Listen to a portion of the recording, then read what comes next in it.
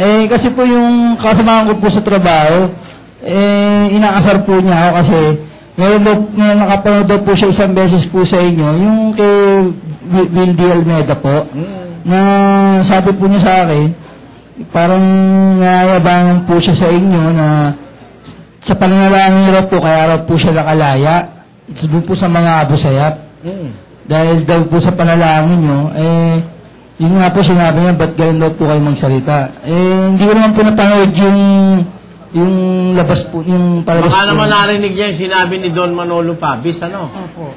Kasi sabi ko, kasi nagpo-programa kami araw-araw, sabi namin, kami, wala kaming masamang layunin sa kanila. Ang dalangin nga kako namin, makabalik sila ng buhay. Nung makabalik sila ng buhay, sabi ni Don Manolo, ayan pinakinggan ng Diyos yung panalangin ni Eli. Sabi ni Don Manolo.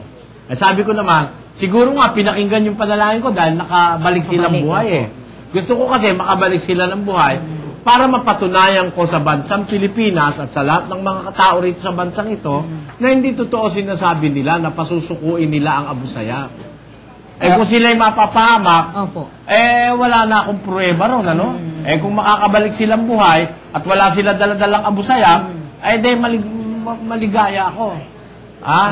Napatunayan ko na hindi totoo yung sinasabi nila. Bali po ng misinterpret lang po siguro niya yun. Hindi po nyo pinigay. Kasi maraming insinuation dyan sa broadcasting, no? Sometimes, words can be put on your mouth by your caller.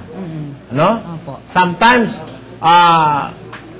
by implication, iniisip ng tao na gano'n ang ibig mong sabihin, hindi mo naman sinasabi. Ganyan sa broadcast. Salamat po, Brother Eddie.